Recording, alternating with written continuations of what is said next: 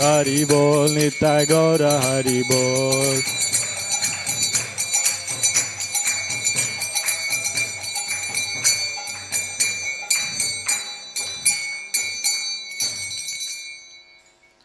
जय नित्य लीला प्रविष्ट ओम विष्णुपाद परमहंस परिव्राजकाचार्य अष्टोत्तर शत श्री श्रीमद अभय चरणारविंद भक्ति वेदांत स्वामी शिल प्रभुपाद की जय। जय नित्य लीला प्रविष्ट ओम विष्णुपाद परमहंस परिव्राजकाचार्य अष्टोत्तर शत श्री श्रीमद भक्ति सिद्धांत सरस्वती ठाकुर शिल प्रभुपाद की जय। जय नित्य लीला प्रविष्ट ओम विष्णुपाद श्रील गौर किशोरदास बाबा जी महाराज की जय। जय नित्य लीला प्रविष्ट ओम विष्णुपाद श्रील सच्चिदानंद भक्ति विनोद ठाकुर की जय। जय नित्य लीला प्रविष्ट ओम विष्णुपाद वैष्णव सर्वभौम श्रील जगन्नाथ दास बाबा जी महाराज की जय। श्री गौरी वैष्णव गुरु वर्ग की जय। नामाचार्य श्रील हरिदास ठाकुर की जय। प्रेम सिखौ श्री कृष्ण चैतन्य प्रभु नित्यानंद श्री अद्वैत गदाधार श्रीवासादि गौर भक्त वृंद की जय। श्री श्री राधा कृष्ण गोप गोपीनाथ श्याम कुंड राधा कुंड गिरि गोवर्धन की जय। वृंदावन धाम की जय। नवद्वीप धाम की जय। गंगा माई की जय। यमुना माई की जय। तुलसी देवी की जय। भक्ति देवी की जय। सामवेद गौर भक्त वृंद की जय। ताय गौर प्रेमानंदे हरि बोल। All glories to the assembled devotees. All glories to the assembled devotees. All glories to the assembled devotees. All glories to Sri Guru and Sri Gauranga. All glories to Srila Prabhupada. Srila Prabhupada ki jai.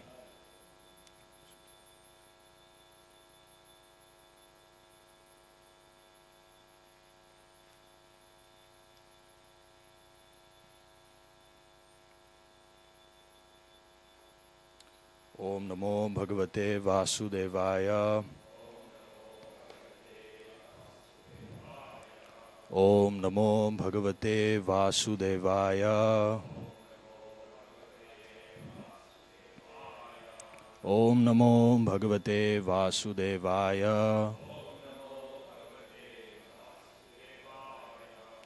So Canto 4, Chapter 20, Text 3. Text 3. I actually had a nightmare that it was text 4, and then I prepared the wrong text. But Sudhiya sadhavo loke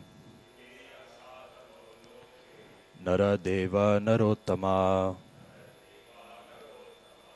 nabhidruhyanti bhutebhyo yarhinatma kalevaram.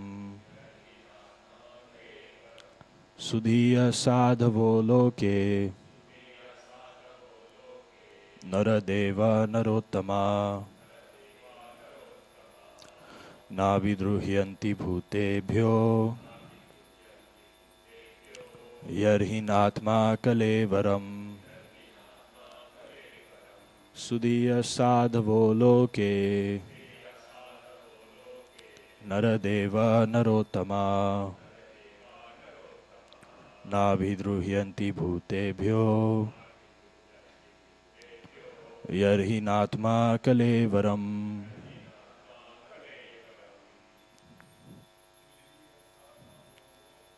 Sudhiya sadhavo loke naradeva narottama navidruhyanti bhutebhyo yarhinatma kalevaram. Sudhiya sadhavo loke narottama navidruhyanti bhutebhyo yarhinatma kalevaram. Sudhiya sadhavo loke naradeva narottama navidruhyanti bhutebhyo yarhinatma kalevaram.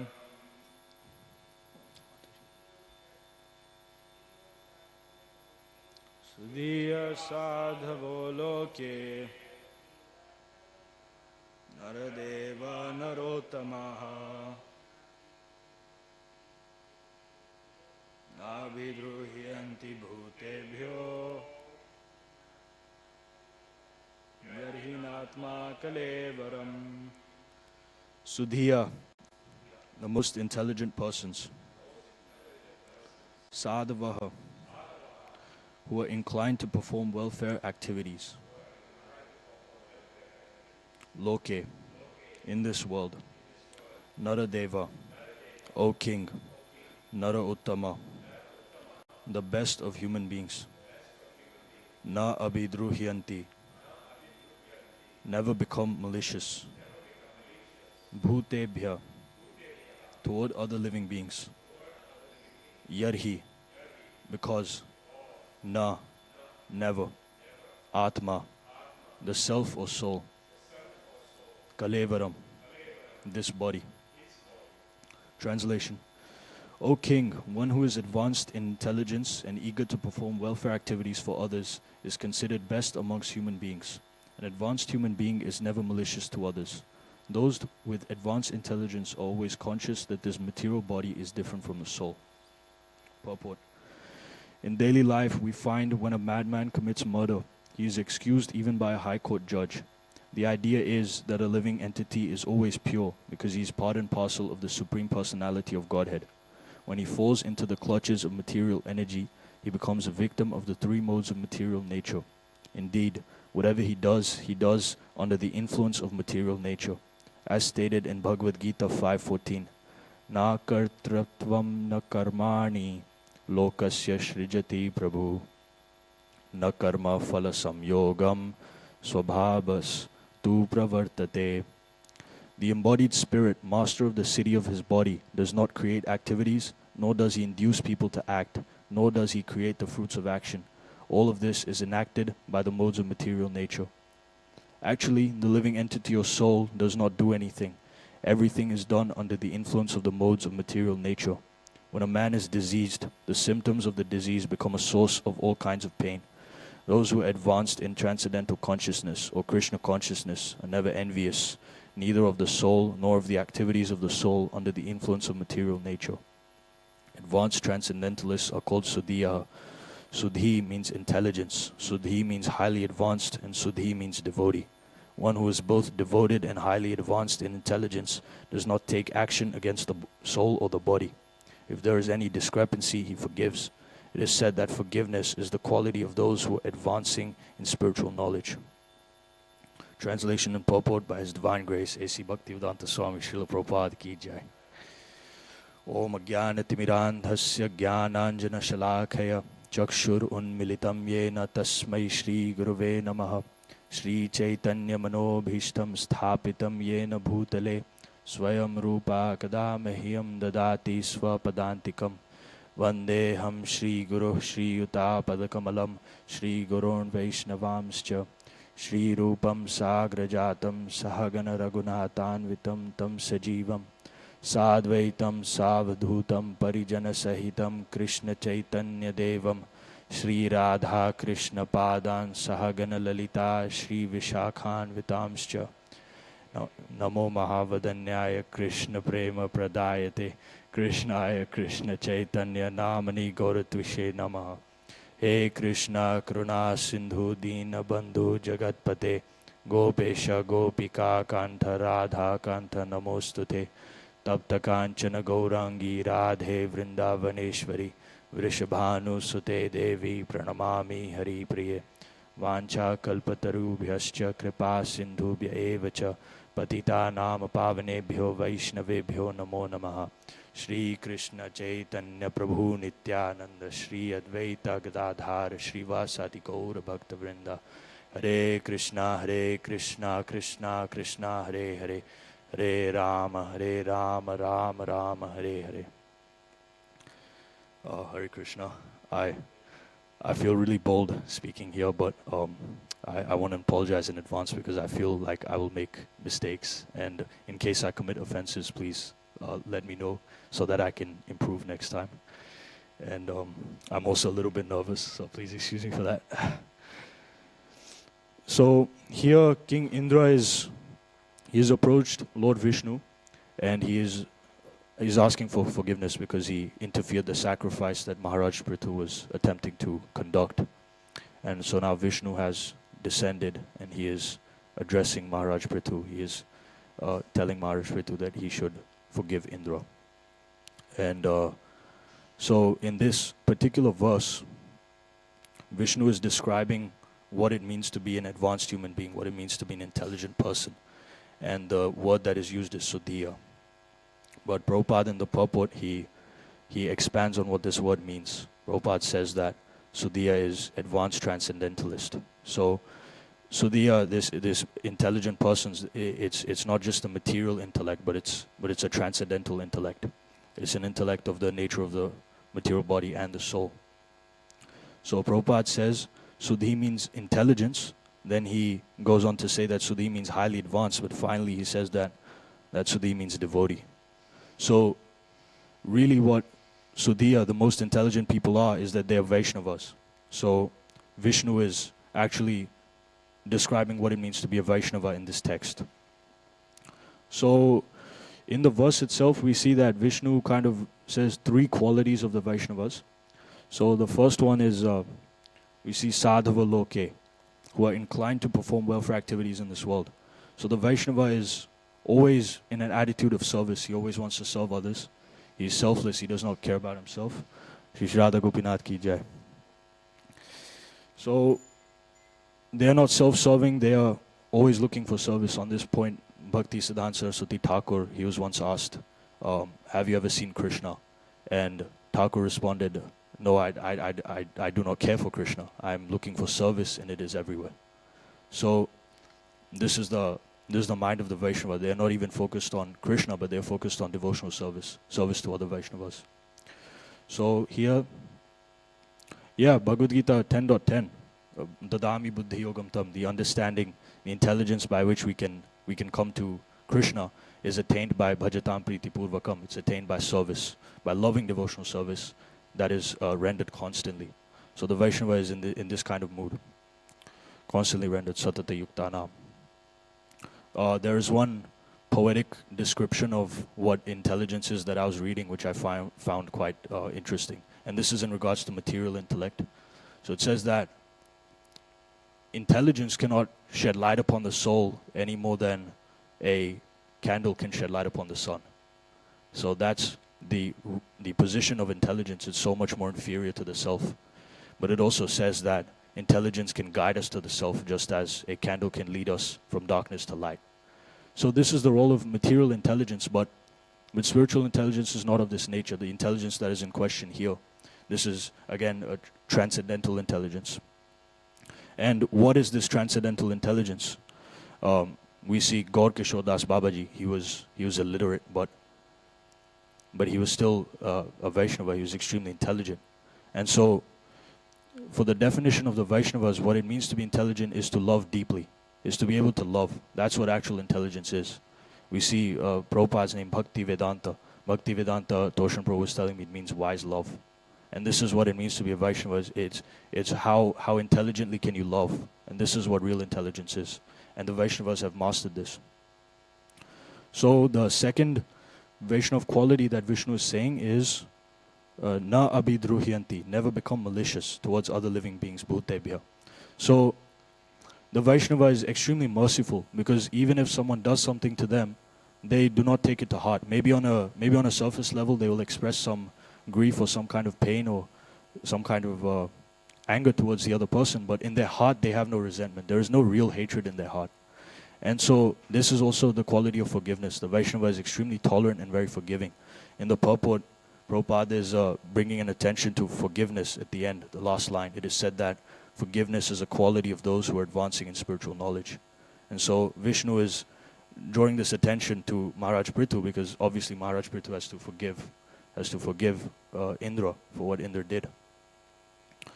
So Prabhupada says that if there is any discrepancy in this purport, he says that he forgives. So no matter what problems come, the Vaishnava is always forgiving. And the third quality that Vishnu says is at the end, Natma Kalevaram. So knowledge of the self in this body, that the self is not this body, that we are not this body, very simply put. And this is actually how the Vaishnava is able to be compassionate towards others, because he understands that on an absolute level, everyone is a particle of an infinitesimal particle of Krishna. So the Jiva understands that, or the Vaishnava understands that the Atma is in contamination with matter. We are living a mixed existence. But it's not mixed in the sense that the soul is completely intermingled with matter. It's like when we mix oil and water. I was hearing this once. So it's like the self is water and matter is oil. It's like a cover. It's like a layer on top that is kind of stopping us from expressing ourselves truly.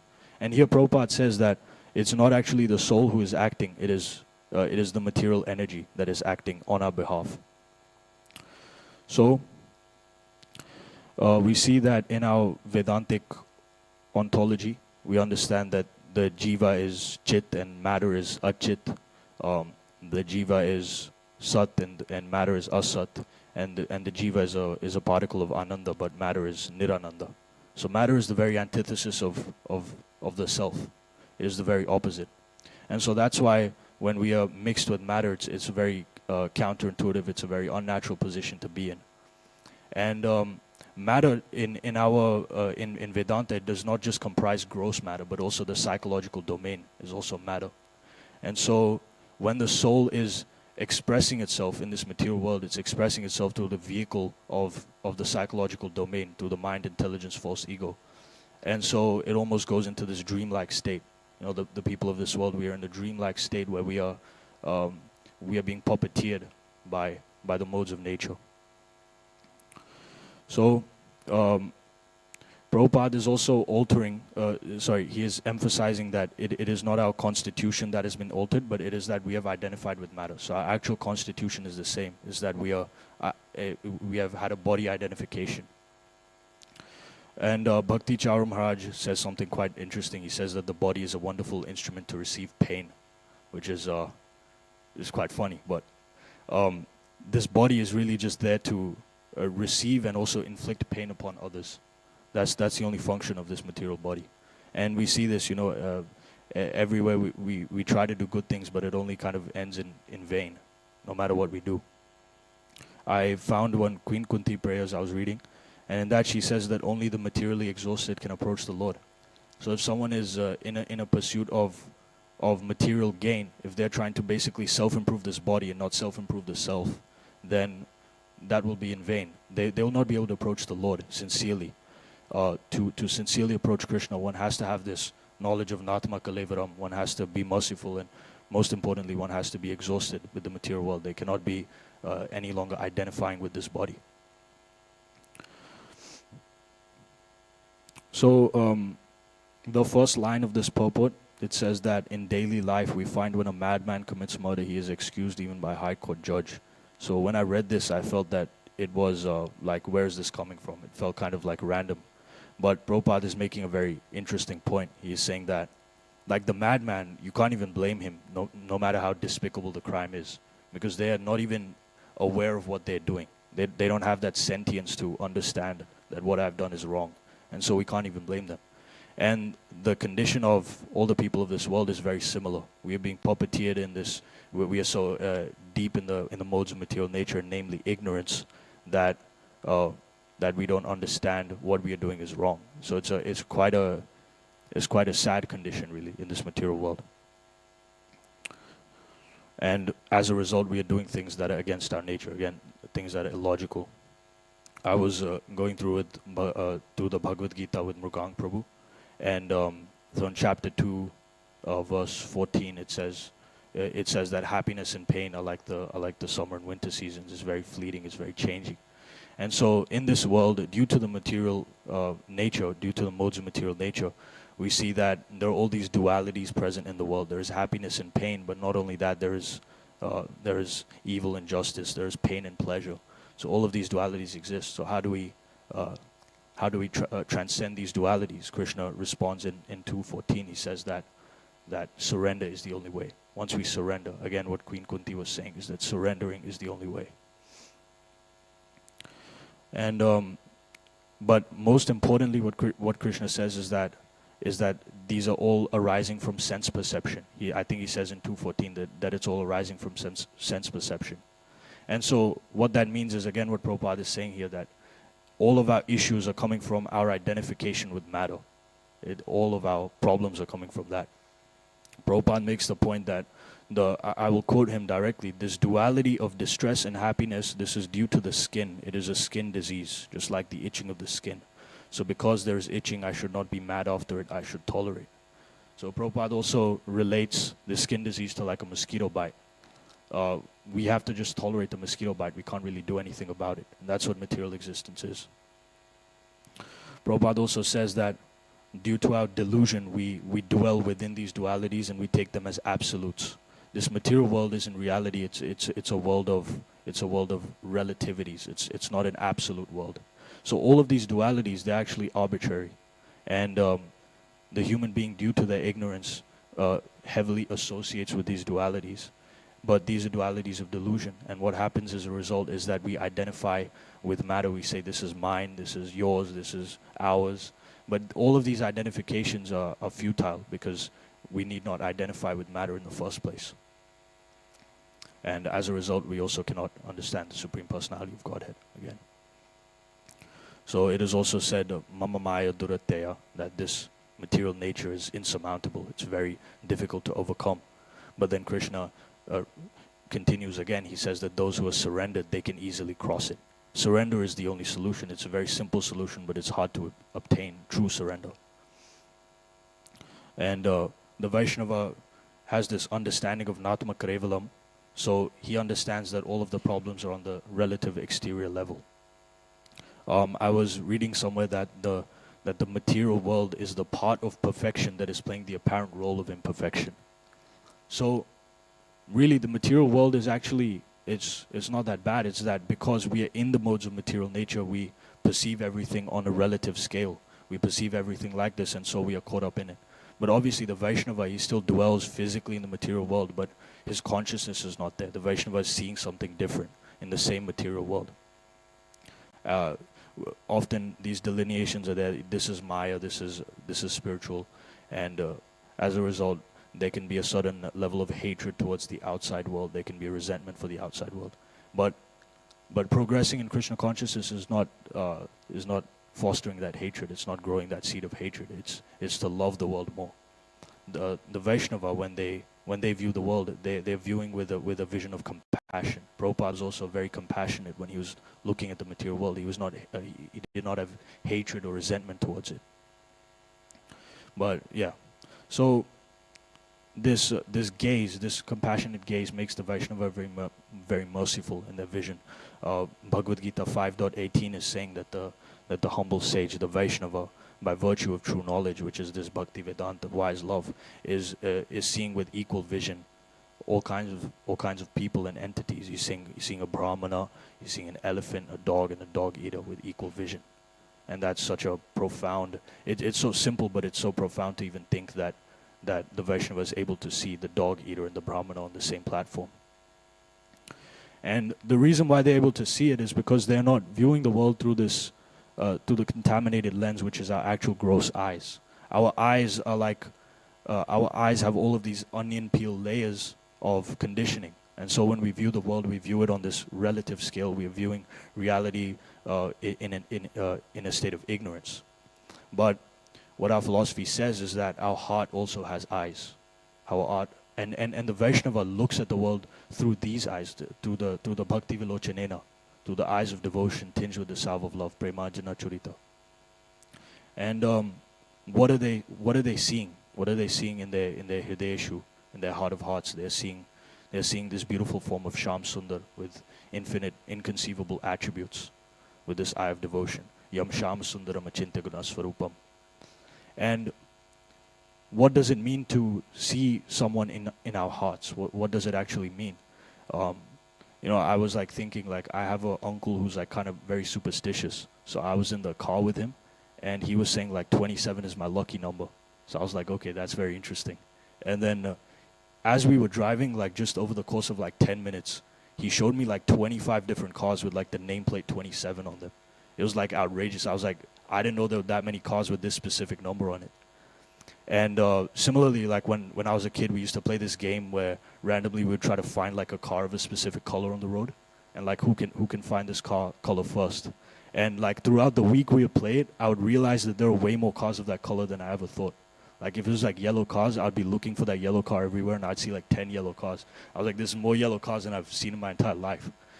So in both of these scenarios, it's not that suddenly there are more people who have a car with a number plate of 27. It's not that suddenly people have started buying yellow cars.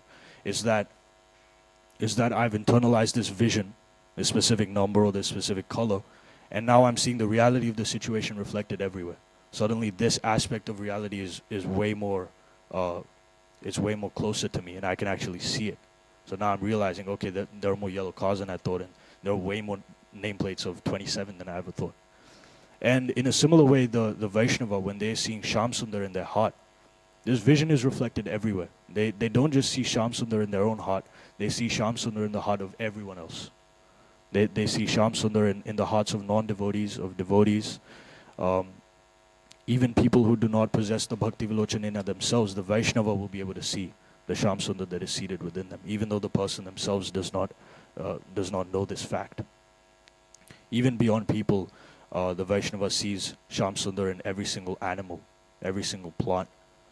They see that this material world is pervaded by Shyam Sundar. They even see that in gross matter, in every single indivisible particle of existence, Shyam Sundar is there. And what is Shyam Sundar doing? He's animating existence. Without Shyam Sundar, this world is dead. Without Krishna, this world is dead. It's dead matter and it's innate. But because of this life potency that is pervading everything, all the living entities and even all of gross matter, this world is moving.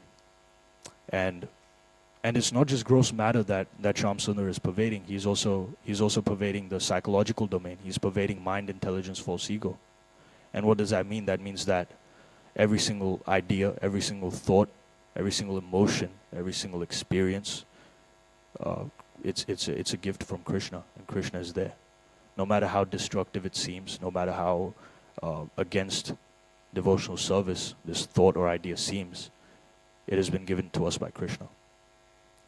And so when the Vaishnava sees the world like this, they realize that everything can always be used in service of Krishna. And as a result, there is no unoptimal time to conduct devotional service, because everything around, it's like everything is a playground, because Krishna is there everywhere. So everything can be used in devotional service. There is never a time where it's not ideal to conduct devotional service. This is how the Vaishnava perceives the world.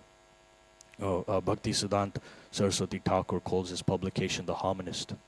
And this word, The Harmonist, is actually a word for the Vaishnavas. He's referring to the Vaishnavas when he's saying the harmonist, because the Vaishnavas, again, this duality, the Vaishnava sees all these dualities, and he sees that no, this is just this is a surface level fact.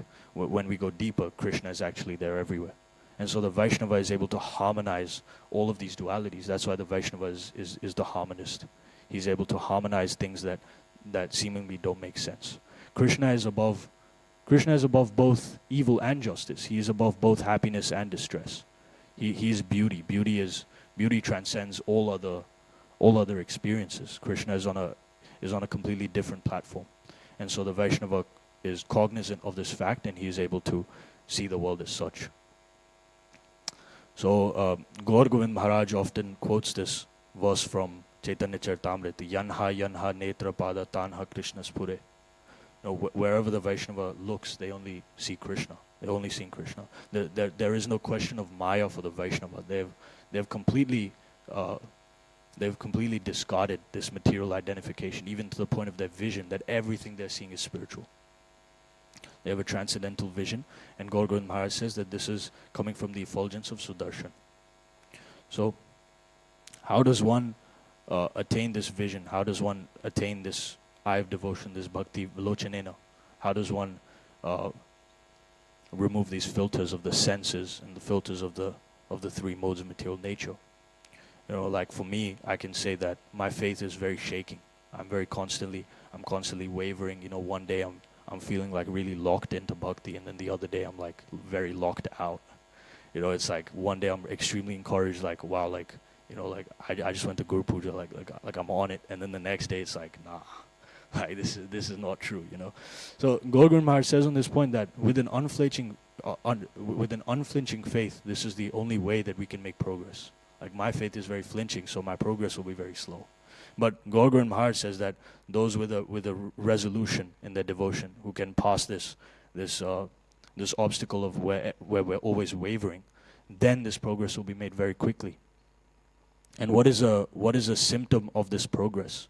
Gaur Govind Maharaj says that the symptom, and actually the way to achieve this, is through simplicity. Simplicity is how we achieve this bhakti vilochanena. And at first it seems like, the human experience is so complicated. Why is the answer simplicity?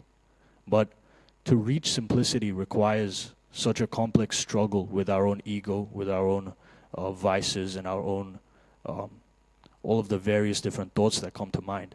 So actually attaining simplicity is the most complicated process there is. It's the most, it's like simultaneously very, very straightforward, like we know what to do, but to battle our mind and our intelligence in doing so, and to like battle through the ignorance and through the other modes of material nature, can be the most difficult task. And this simplicity, now we're going one step further. How do we achieve this simplicity? It's through devotional service. It's through, in fact, devotional service that we don't want to do. Because devotional service that we want to do is quite easy. It's like, yeah, this was fun, I can do it again. But devotional service that is not, that is inconvenient, that is like scary, or that is a hassle, that kind of devotional service is the quickest in helping us progress in attaining this simplicity and this humility.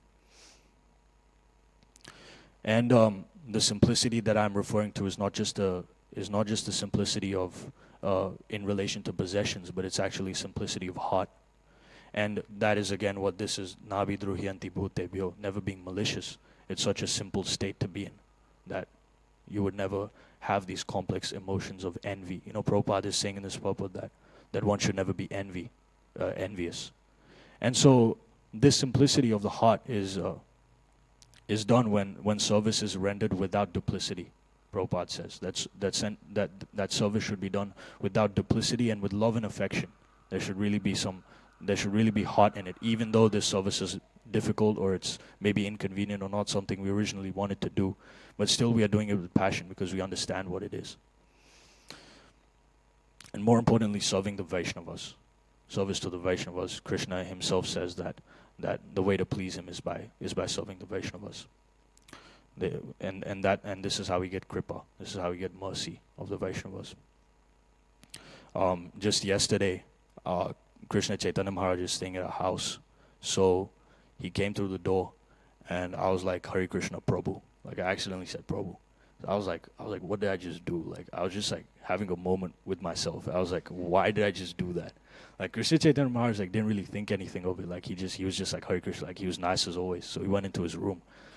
I was like, how do I look at myself in the mirror now? So then like I went into his room, because I was like, I think the logical thing to do is to apologize. And so I went there, but I was like feeling really bad.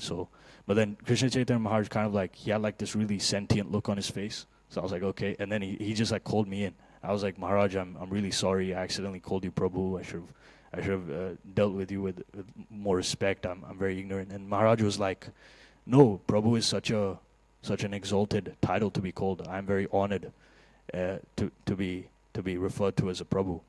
And then he said, okay, Hare Krishna Dhruv Prabhu. So I was like, hi. But this is like a show of humility of the Vaishnavas. The Vaishnavas are very simple, and they don't take offense, and they have this humility and this deep level of sincerity and simplicity, and they're looking at everyone with compassion. Even though if Maharaj is not deserving of the Prabhu title, then I'm not deserving of the Prabhu title, but Maharaj still bestowed that kind of mercy upon me.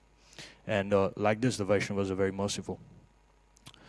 So we see in Upadeshamrita text 4, Rupa Goswami is describing the symptoms of love between devotees, the loving exchanges between devotees.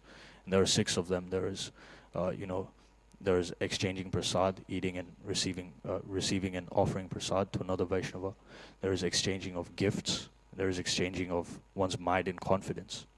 So when I like read this first like a year ago, I thought this is awfully simple. I thought there'd be something more to it. Why is it so unbelievably simple, that we're just eating food together, and this is the symptom of love, that we give each other food and we give each other gifts. But what Rupa Goswami is getting at is the depth of human experience is actually simplicity. Once we get to the core of everything, it's really simple. It's not complicated. There's no convoluted answer to love. Love is it's a simple affair. And Rupa Goswami is describing how the pure devotees, when they exchange love, it's done in such a simple, it's such a profound and beautiful manner. When I think there was one story when Chaitanya Mahaprabhu was serving prasadam to other people, and they were like, it's just like such a profound thing to be hugged by a Vaishnava, or to be served prasadam by another Vaishnava. It's a very beautiful thing. In the simplicity we find the depth of the human experience. And today we see like there is so much isolation between people outside. It's so difficult to find a friend. It's such a simple request, but there's so much distance between everyone. Everyone keeps to themselves, and there's this like desperation that everyone has, but that they will never vocalize. Especially, I think, in males today, that we have this desire to connect, but there's like all this pride and this ego that no, I have to act tough, or I have to act masculine, and all these different things that go on in our mind. And so there is so much distance. There's lots of physical intimacy amongst everyone. Like, we're all very close to each other physically, but emotionally and spiritually we're very distant from each other. But when we go in the temple, we see the Vaishnavas and we see how close they are, and just this simple exchange of just like physical, emotional intimacy of the kind of friends that you can make in Vaishnavism. It's a level of intimacy that is not very accessible in the outside world. Like the intimacy between two males in Vaishnavism, from the outside, they may even be accused of being gay, in some ways, like in the sense that there's so much intimacy and it's so unknown to the outside world, that like two guys can just love each other, or like two people of this, like we can just have this like friendly love with each other, that people just like have this coping mechanism that they might say, nah, is like this is gay. Like, especially in my age, like kids my age, we say stuff like that. But this is not true. This is a level of intimacy that everyone wants, actually, deep down. We're all looking for this, but we just don't know it. And this age, we have all this social media, all this digital age. We have become very isolated. We've become very distant. Narottam Das Thakur, I was looking at his bhajan, Jayani Lo Premadhana, and even here there is so much simplicity in his prayer that I can't exactly access the emotion that he is experiencing, but I look at it and I'm like, he is just crying because he wishes for the association of other Vaishnavas. There is a profound simplicity in his prayer, in his desperation. But this simplicity is so it's so inaccessible. Like, someone the love that he feels for the Vaishnavas, that he is missing. This love is so intense that it's so difficult to even understand what he is experiencing. To achieve this level of simplicity, it is said that it can take even lifetimes. It can take such a long time to develop the simplicity that the Vaishnavas have, and the kind of humble and down-to-earth nature that the Vaishnavas have. So this simple ideal requires us, again, it requires us battling all of these different things. It requires us battling through all of this distance that we have in our hearts. We have hard hearts, but the Vaishnava makes the heart soft. And I experienced this, that in the association of Vaishnavas, I realized what true masculinity is. Like, I was in Ujjain, and Bhakti Prem Maharaj, he was just dancing. He was just dancing very ecstatically. He was making this flute sign in his hand, and it just made me think, like people could label this whatever it is. They could think that, oh, this is just what is this? He's just dancing, but he's feeling so much joy. He's expressing himself to the highest extent. He then called me up to his room, and then he served me prasad. He got on the floor and he started serving me prasad. And like, this is what real masculinity is. It's the desire to serve others, without any restraint. And So there I realized the profundity of the simplicity of the Vaishnavas.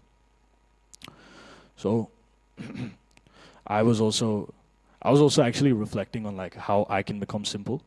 But what I've realized is that a lot of times, I think this is my experience at least, that when I get compliments or when there are interactions, I immediately start thinking, how can I impress my image on this other person to a greater extent? How can I impress them more?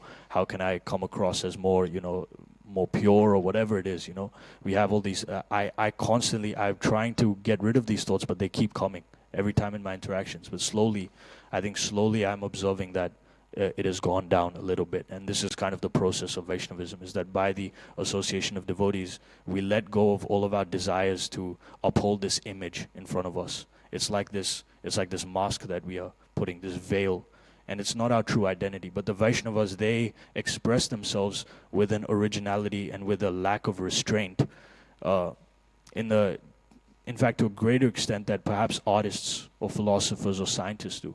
In the material world, if you ask someone who are the most original people, or who are the most, who are the people who have the most individuality, often the answer will be artists, because they have kind of rebelled against the norms. They're just unapologetically expressing themselves. They're writing poetry. They're doing all these things, but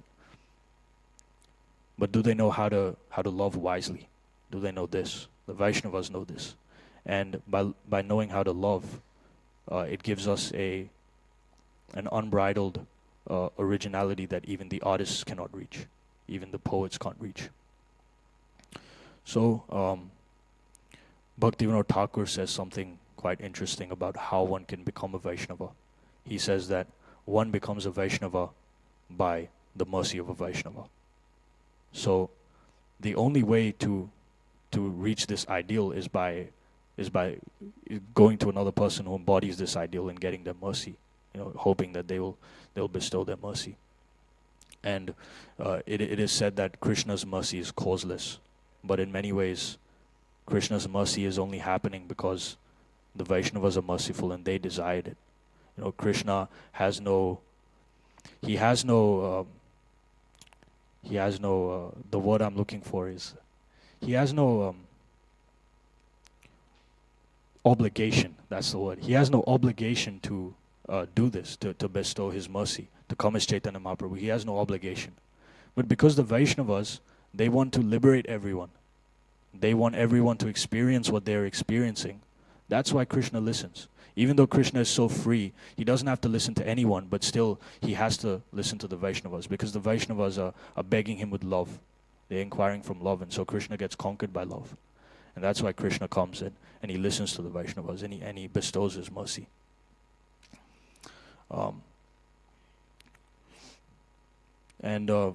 This is how we see that, again, the mercy of the Vaishnavas is almost more significant than the mercy of Krishna.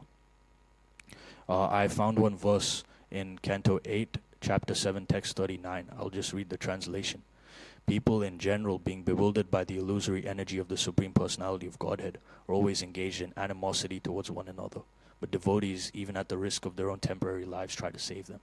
So the devotees have this desire to save. We see this in Prabhupada. He had this intense desire to listen to his guru and to save everyone. And this is what he did. He traveled around the world, even at the risk of his own life. He risked his life so many times.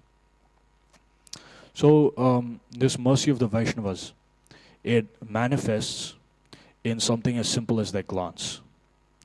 I was listening to something, I forgot by who, but they were describing Prabhupada's glance. They were describing that when Prabhupada looked at people, they recounted that it felt like Prabhupada had just pierced through everything. They had pierced through every single layer, every single covering and disguise that they had created. And Prabhupada saw all the mistakes they had made, all of the various bad things they had done, and the person who they truly were, not this person who they showed themselves to be. Prabhupada saw through that. And in his glance, these people could tell that even then Prabhupada loved them. So his glance had this mercy. He was like, yeah, like I know what you did, but like it's cool. Like that was kind of the glance that he had. And so because of this, the people had to people just recount they couldn't hold eye contact with Prabhupada. They just had to gaze down in shyness like a little kid. They just had to look down, and they just felt this intense experience just in Prabhupada's stare. And what is Prabhupada's glance? It's this Bhakti Vilochanena. He's looking at everything with the eye of devotion. And so when he's looking at someone, he's seeing the Krishna that is in their heart. He's piercing through everything. He's seeing the true identity, not this material covering. And so Toshan Prabhu is telling me the implication of Yam Shama Sundaram Achintaguna Swarupam, of Hidayeshu Vilokayanti, of seeing seeing Krishna within our hearts. But really what is happening is that when the Vaishnava is looking at the Krishna in everyone's heart, he is also revealing the Krishna that is in their heart. So for someone who is fallen, who does not have this Bhakti Vilochanena, by the mercy of the Vaishnavas, they're able to see Krishna in the heart of another Vaishnava. And this is actually the implication of there being Shyam Sundar in everyone's hearts, is that the devotee is constantly revealing this truth to everyone else, because it's so clearly true in themselves, in their own life, in their own mannerisms, in their own teachings. So I was this is a good one. I was hearing a Bhagavatam class by Bhava Prabhu actually from like 2 months ago. So in that he was recounting the Brihad Bhagavatamrita, and that he was saying that he's recounting this story that Narad Muni has gone to Brahma because he has been told by, I believe, Indra that Brahma is the greatest devotee. So Narad Muni goes to Brahma and he's like, "Wow, Brahma, you were really the greatest devotee." He starts glorifying him, and immediately what Brahma does is he covers his ears. Brahma has 8 ears, so he's like covering his ears like that probably. So he's covering his whole head, and Brahma's like shaking his head. So the Vaishnavas are so humble, they're so simple by heart that they cannot hear their own glorification. When I think of myself, if someone starts glorifying me, my ears will become wider. I'll be like, "Please tell me more. Please tell me more about my glories." Or maybe I'll pretend to be like Brahma, but in reality, I want to hear what the glorification is. But Brahma's humility is not fake like my humility. It's a real humility. He really feels that he is not this person. And so what Brahma does next after Narad Muni has stopped talking is Brahma begins recounting all of the various mistakes he had made. It's kind of like he's debating with Narad Muni. He's trying to prove to him that he's not this devotee. He's trying to prove to him that like I'm not that guy. And he starts saying all the various bad things that he did with Krishna. For example, he stole Krishna's friends. So like this, Brahma does this. So Narad Muni stops speaking, and then Brahma, at the end, he refers Narad Muni. He's like, "Okay, you have this desire to find the greatest devotee, and I have the answer for you. It isn't me, but you can go to Shiva." So he redirects Narad Muni to Shiva. And when Narad Muni goes to Shiva, the exact same thing happens. Shiva also covers his ears. He's like, "What are you saying?" And then Shiva also redirects him to, I believe, Prahlad Maharaj, correct? Yeah, Prahlad Maharaj. And so like this, there's this chain that the Vaishnava always has someone greater than them. The Vaishnava is always aspiring to be like another Vaishnava. And the real Vaishnava is not looking down on other people and thinking, "Wow, look at the position I'm in." Brahma does not look at Indra. His gaze is always upwards. He always has an upwards glance towards Shiva. Shiva is his ideal. And it's not that Brahma is trying to be like Shiva, or that the Vaishnava is trying to be like the Vaishnava who they are aspiring to be. They are simply trying to be like the shadow of the Vaishnava who they're aspiring to be. They're just trying to follow, hold this Vaishnava by the tail. They're just trying to be 1% of the Vaishnava who they're aspiring to be. And Toshan Prabhu told me that the shadow is so colorful. I thought that was very profound, that when one stops this endeavor to become the Vaishnava, but instead only aspires to be the shadow, they find, again, in this simple request, they find the depth of the human experience. They find all this color and all this joy just in the act of wanting to be a shadow. So initially, I was thinking with myself as well that I was very captivated by just this vague spirituality. When I just first started thinking about these things, I was captivated by vague mysticism. I was, I liked all these concepts, these impersonal concepts. And over time, as I read, I became more attracted to Krishna. This idea of Krishna, and I think this is the progression for most people as well. Is that we start at this point of just liking spirituality in general, but then we realize that personalism is enabling, that Krishna's form is enabling us to understand something even deeper. But what happens with the Vaishnava after that is that they realize that what Chaitanya Mahaprabhu is offering is even greater than what Krishna is offering. That when one looks at Krishna from the vantage point of, or from the gaze of Sri Krishna Chaitanya, there's something even greater. And so the Vaishnava then makes their new ideal Chaitanya Mahaprabhu instead of Krishna.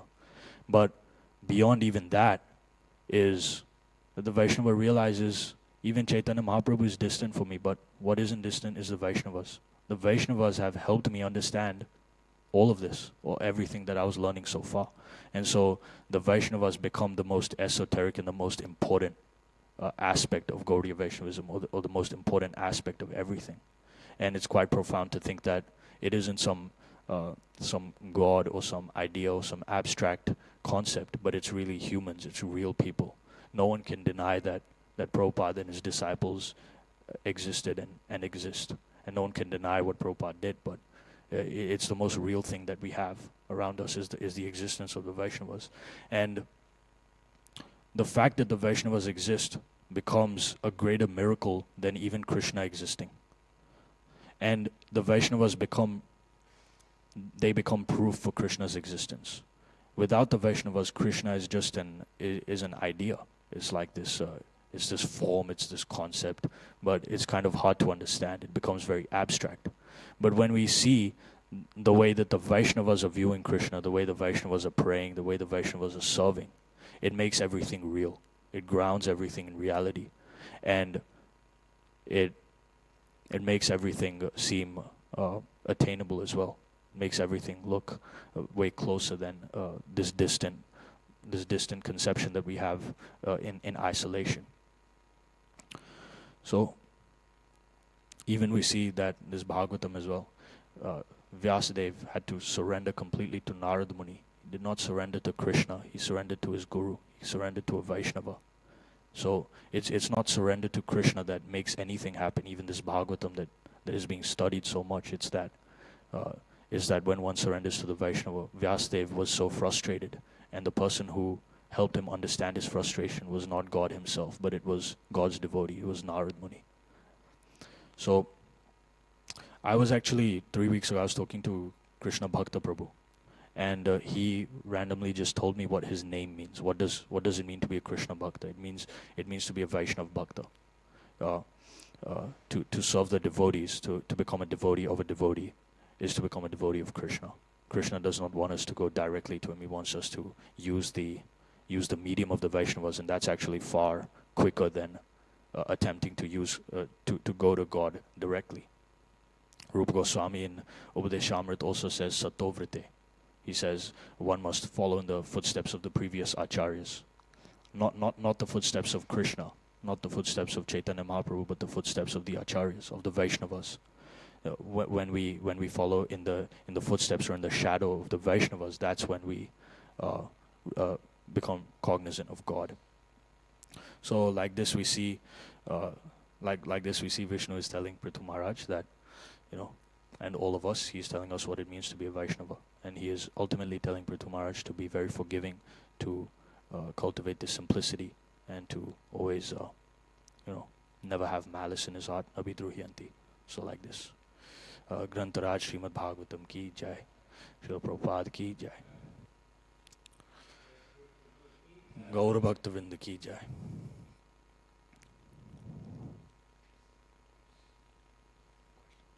Oh, any questions? No, Prabhu, I have all the time in the world.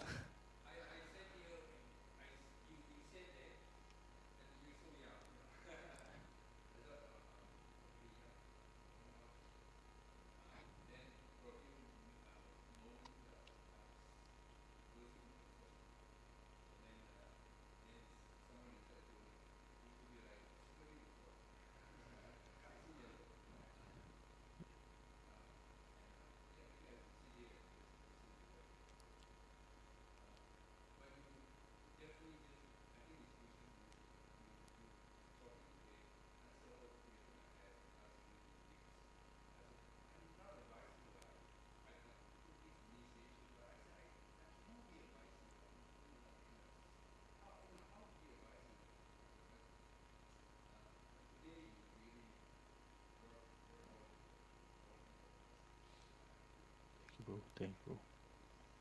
Hare Krishna.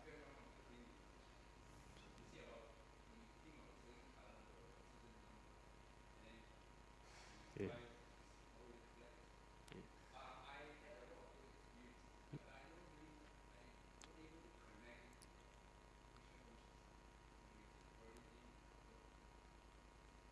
Thank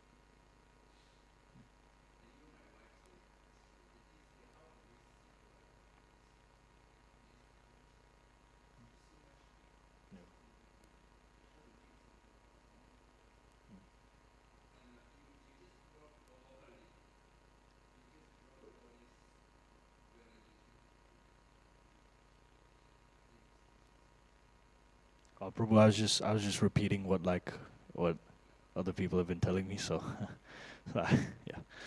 Thank you, bro.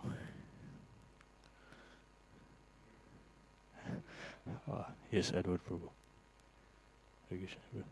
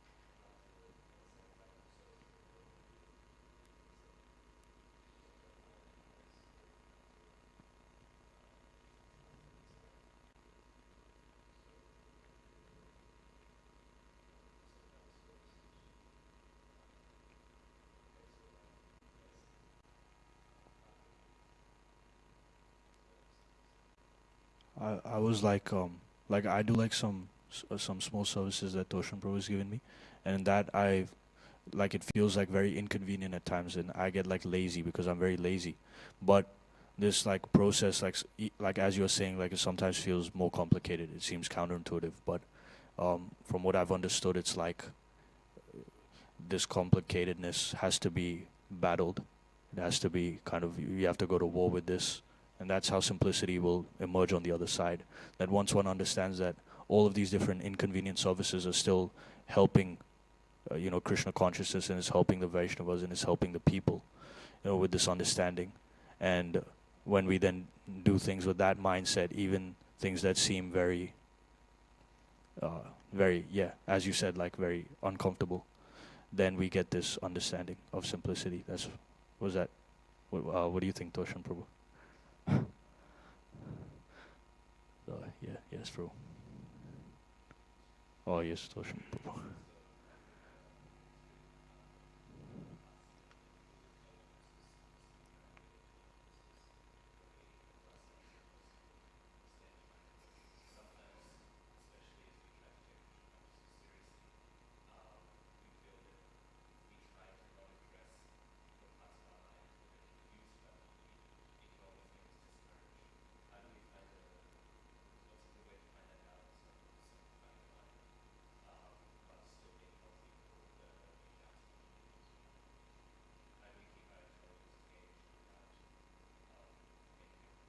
Complicated.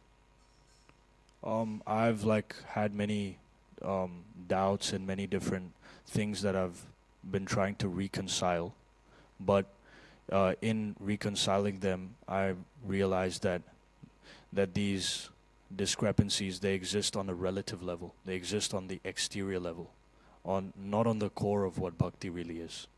And so I reconcile these parts, but then but every single time it's hammered in that what real bhakti is so much more than this. It's so much more than this like scientific point that I'm trying to make clear. So much more than this, random idea that I have that I'm trying to reconcile, right? So what I felt is that in kind of settling these doubts, what actually matters about bhakti, which is the Vaishnavas, emerges more and more. And so by settling these doubts in a healthy manner, there's a greater understanding of what Vaishnavism is, and in such a way simplicity also comes as a byproduct to some extent. So that's what I feel. So, any other questions? Ayush? Nothing. All right. Hare Krishna.